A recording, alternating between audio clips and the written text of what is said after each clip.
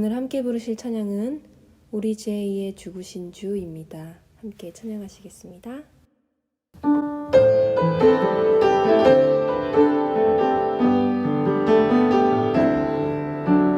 우리 죄 위해 죽으신 주,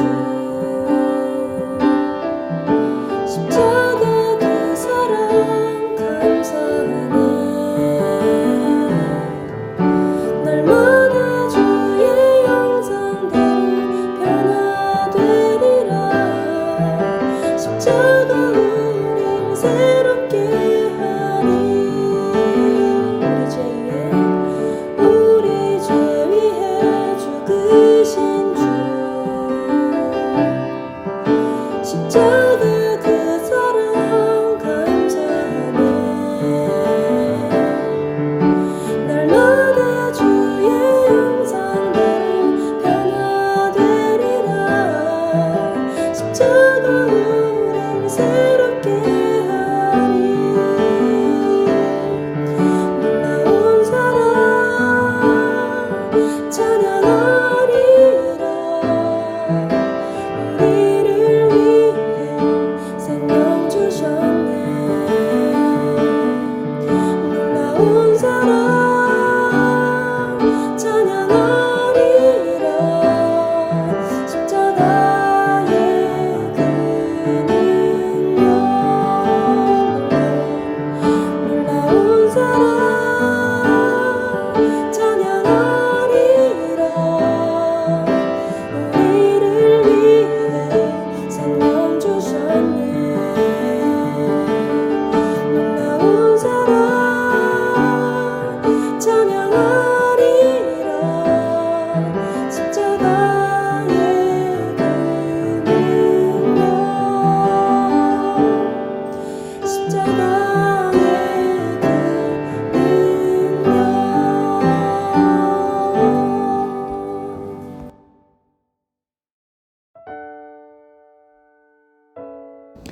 하나님 감사합니다. 귀한 날 허락하여 주시고 우리에게 주님 사모하는 마음 주셔서 같이 예배하며 주님 찬송하며 기도케 하시니 감사합니다. 십자가의 능력은 성도들만이 경험합니다. 죽은 자를 살리시는 권세, 죄진 자가 사함받는 은혜는 기독교인들만이, 성도만이 아는 특권인 줄 알고 감사와 찬송을 드립니다.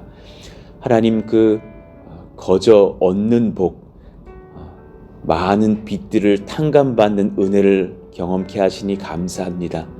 또한 그 은혜를 날마다 누리며 또한 기억하는 저희들 되기를 원합니다. 죄인이었던 자가 주님 앞에 자녀의 권세를 회복하고, 탕자였던 자가 이제는 하나님의 아버지의 집으로 돌아와서 귀한 일을 감당하며 또한 아버지의 기업을 상속받습니다. 그 은혜를 기억하며 또 하나님, 많은 이웃들을 품고 섬기며 또 나에게 악을 행하였던 자를 용서할 수 있는 은혜 주시기를 원합니다. 하나님, 이 거룩한 권세가 또한 하나님 이 지역으로 흘러가며 우리의 후대들에게로 흘러갈 수 있는 그런 건강한 교회의 선한 영향력 바라게 하여 주시옵소서. 하나님, 선교도 전도도 그렇게 3, 4, 5월 준비하고 있으나 또한 기도할 때 영의 공격이 있는 것을 압니다. 우리를 주님께서 보호하셔서 악한 영으로부터 하나님께서 붙들어 주시고 모든 공격들을 이겨낼 수 있는 성령의 공동체 되게 하여 주옵소서.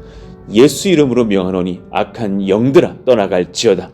모든 분열의 영들아, 또 우리를 넘어지게 하는 영들아, 두렵게 하는 영들아, 예수 이름으로 명하노니 떠나갈지어다.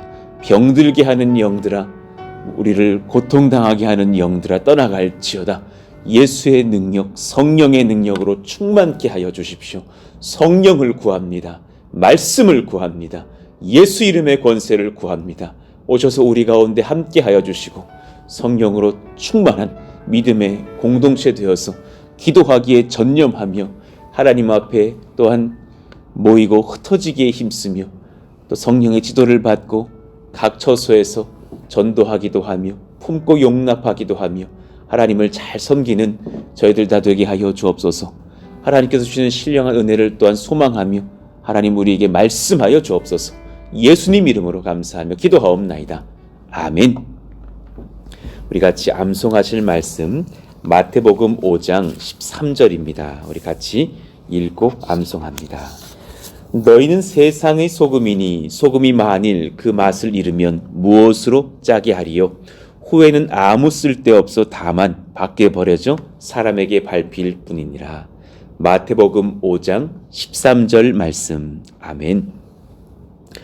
오늘 우리에게 주시는 주님 말씀 어제와 본문이 같습니다. 누가복음 11장 3절과 4절 우리 같이 읽겠습니다. 합독하시죠.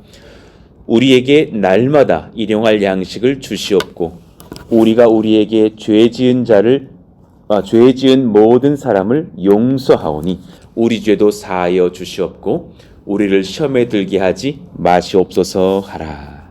아멘. 오늘 같이 또 지난 어제의 시간에 이어서 욕심과 미움은 하나님 나라 백성의 주정입니다. 그 중에 오늘 미움에 대해서 한번 살펴보시죠. 주기도문을 통해서 주님 나라에 대한 기도를 우리가 배운 뒤에 이 땅에서 그 나라 백성으로 어떻게 살 것인지에 대한 기도를 배우는 거예요. 너희는 하나님 나라 백성이지만 현재 이 땅에서 살 뿐이다. 우리가 대한민국 국민으로서 잠시 선교를 가서 어디 동남아에 갈 때가 있죠. 그러나 그때 우리가 그 동남아 사람으로서 사는 것은 아니죠. 동남아에서도 대한민국 국적의 사람으로서 살다가 오는 것처럼 그 문화는 맞춰서 살겠으나 또한 하나님 나라 국적의 사람으로서 이 땅에서 어떻게 살아야 할 것인가. 그 하나님 나라 백성이 이 땅에서 꼭 경계해야 될 두 가지가 있다 그래서 이 두 가지만 잘 감당해도 주님 나라 백성으로 사는데 큰 장애가 없을 거예요. 하나는 욕심의 문제고 하나는 미움의 문제입니다. 주님과 타인을 사랑하는 데 있어서 가장 큰 장애물 이 두 가지입니다. 이 땅에서 하나님께서 통치하시는 나라 세 나라가 있습니다. 천국과 지옥과 현재 우리가 살고 있는 이 세상입니다. 이 세 나라만 우리가 인식해도 굉장히 큰 분별력을 얻을 수 있습니다. 천국이 있고 우리가 지금 안 가봐서 모를 뿐이죠. 또 우리가 안 갈 것이기에 모를 뿐이지 지옥이 있습니다.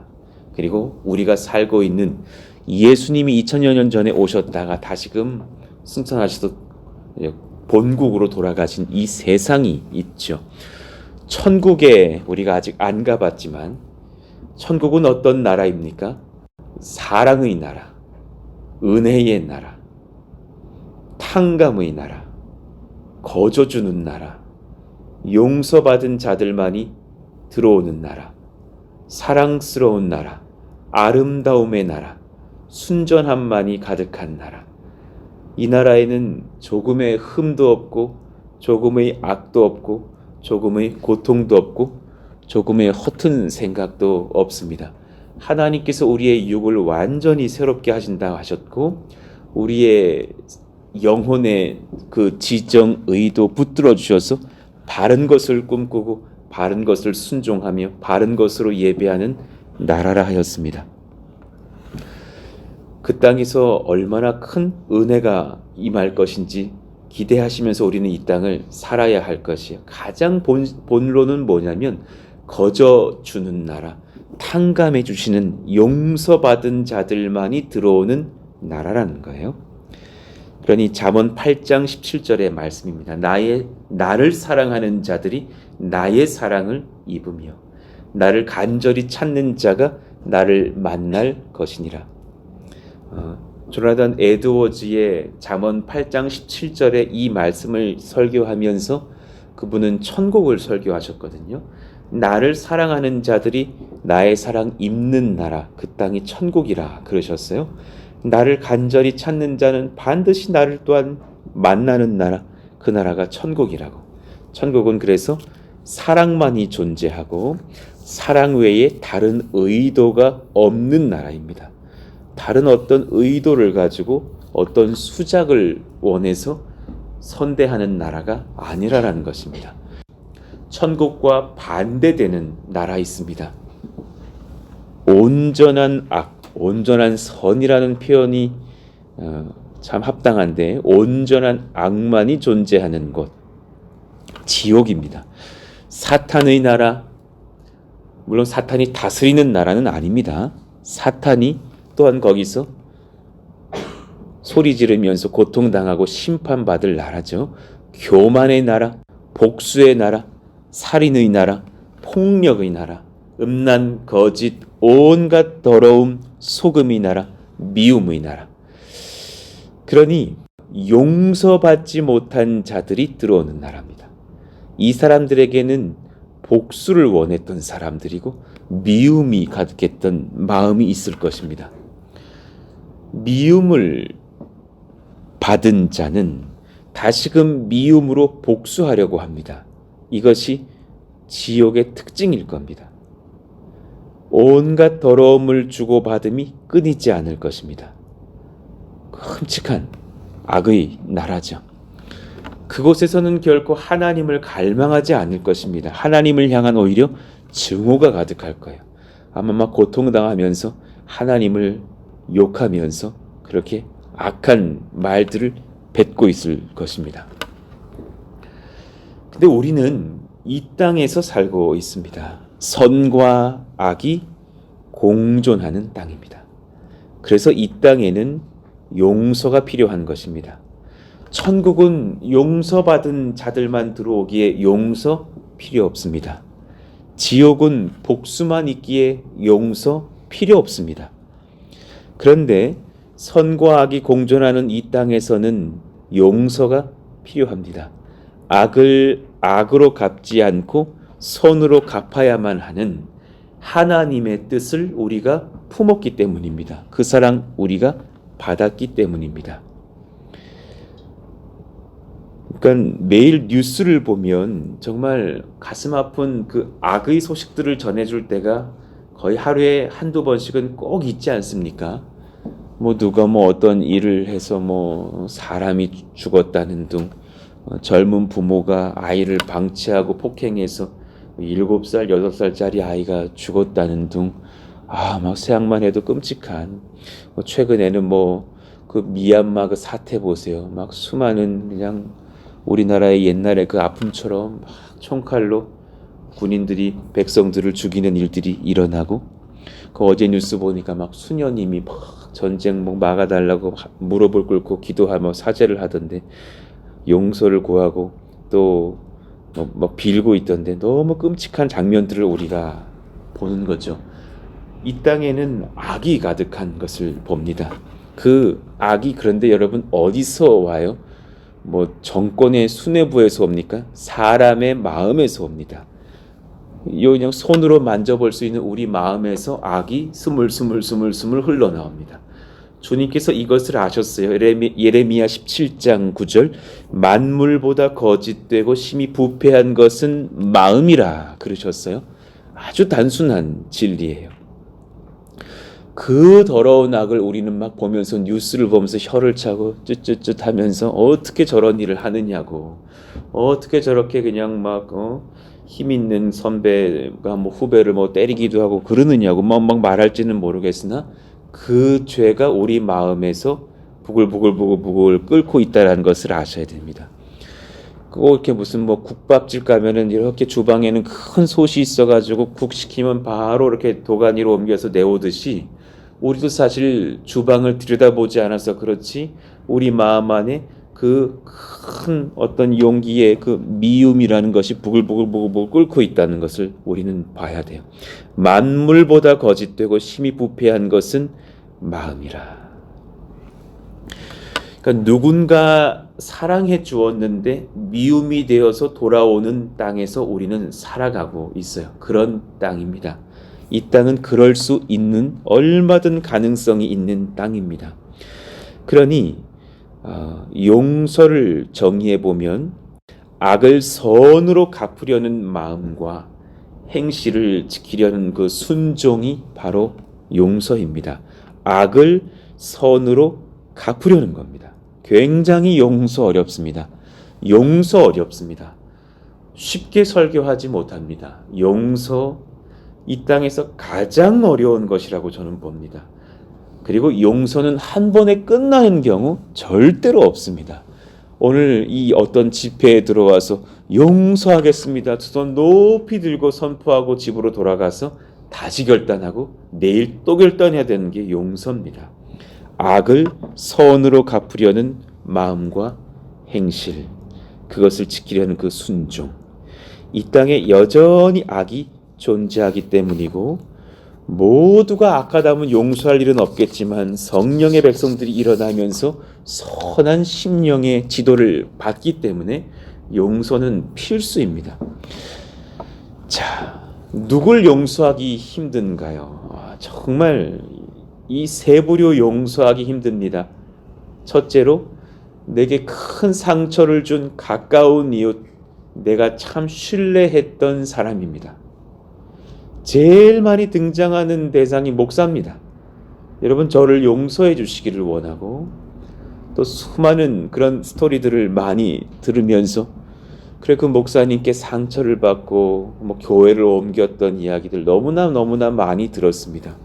또 그런 준한 교회의 일꾼들이요.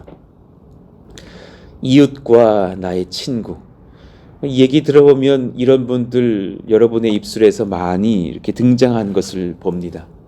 정말 신뢰했는데, 정말 존경하고 잘 따랐는데 그분이 우리에게, 우리 자녀에게 이렇게 행하다니. 두 번째로는 가족입니다. 정말 99.99% 가족입니다. 같이 살기 때문에 용서를 반복해야 되고 같이 살기 때문에 가해자가 가해를 모릅니다. 부모님의 이혼, 또 배우자의 간음, 어떤 연약한 상처와 죄에 반복되는 어떤 중독들, 폭언, 폭행, 많은 것들, 정말 수많은 것들을 그 꼴 보고 삽니다. 그러니 참 어렵습니다. 그러나 반드시 그 가족을 돌아보실 때는 나도 악한 것을 흘린 집은 있다라는 것 인정하고 보셔야 됩니다. 반드시 그렇습니다.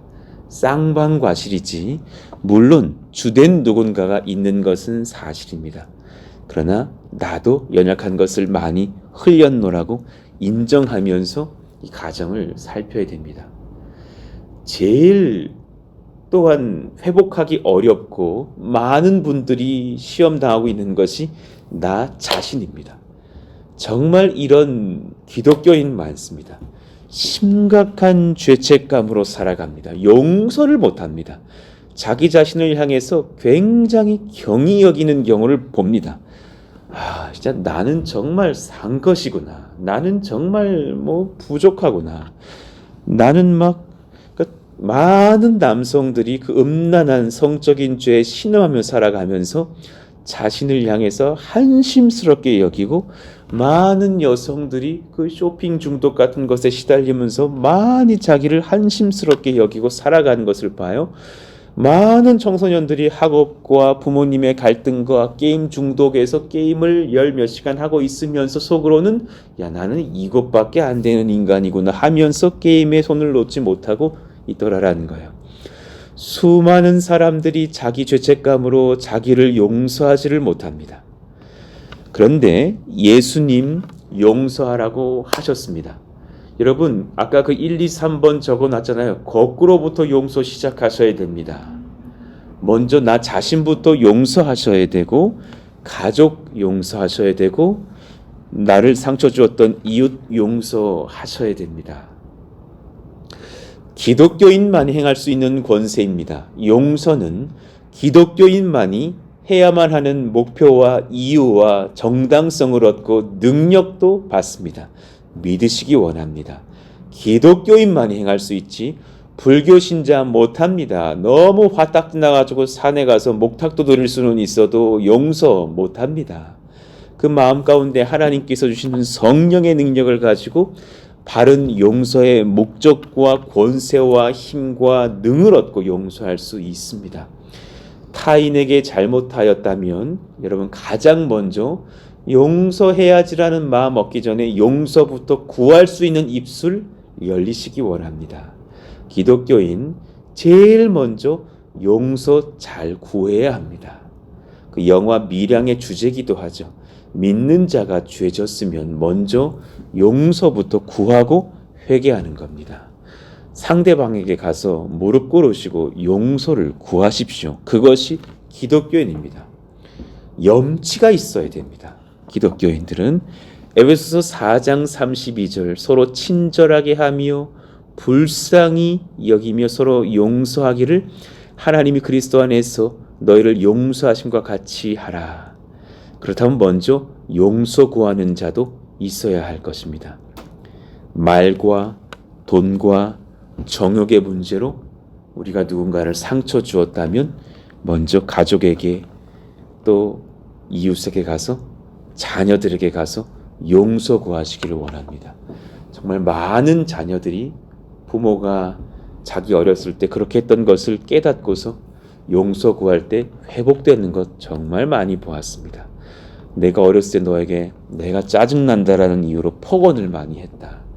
미안하다. 나를 용서해 주기를 원한다.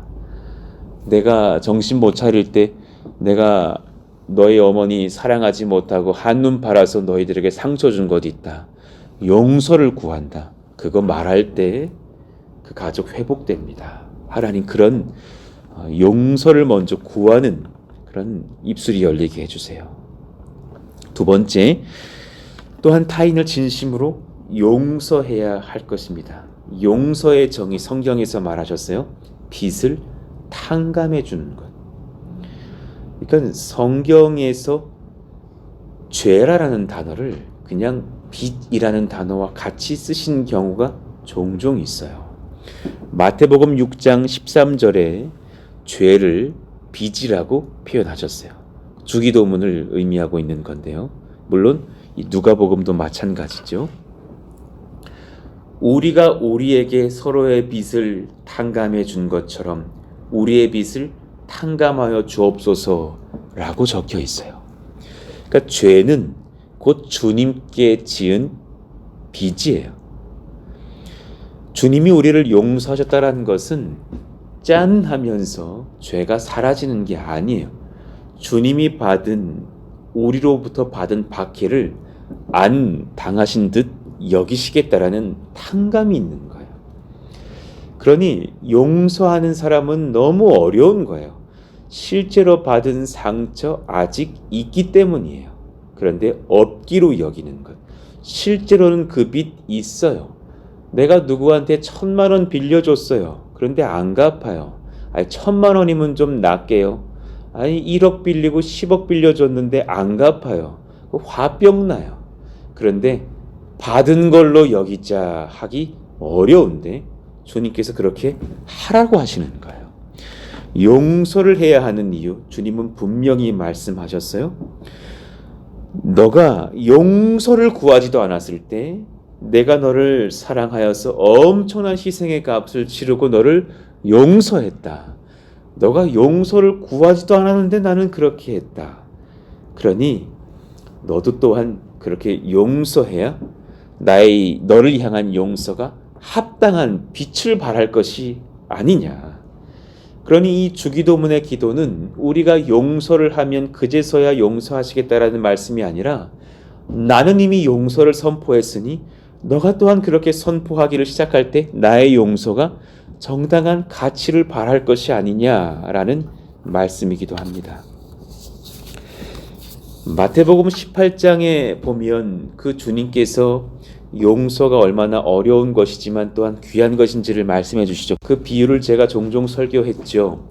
1만 달란트 빚진 자가 탕감받았는데 본인이 그 탕감받고 집으로 가다가 100데나리온 빚진 자 만나서 멱살을 붙들고 돈 갚으라 소리 지르고 옥에 가뒀다라는 비유입니다.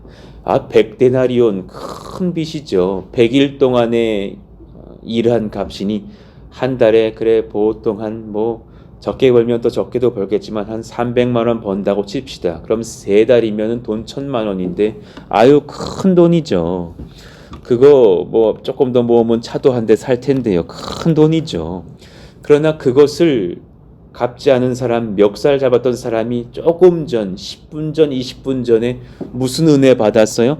1만 달란트 탕감 받았어요. 우리 예수님께 1만 달란트 탕감 받았어요. 6천만 일을 일해야 돼요. 연수로 바꾸시면 이해 살짝 돼요. 16만 4천 년 일하시면 갚아요. 16만 4천 년. 한 30년도 엄청날 것인데 16만 4천 년 일할 값을 탕감받은 자가 100일 값 빌려준 사람에게 멱살을 잡았다라는 거예요. 우리 다 이 논리로 보면 용서할 수밖에 없다라는 얘기죠. 18장 26절 우리 같이 읽어봐요. 너희가 시작. 너희가 각각 미움으로 마음으로부터 형제를 용서하지 아니하면 나의 하늘 아버지께서도 너희에게 이와 같이 하시리라. 너희가 각각 마음으로부터 형제를 용서하지 아니하면 나의 하늘 아버지께서 너희에게 이와 같이 하시리라. 그러니 기독교인의 최고의 권세는 그 끝에 용서 있습니다.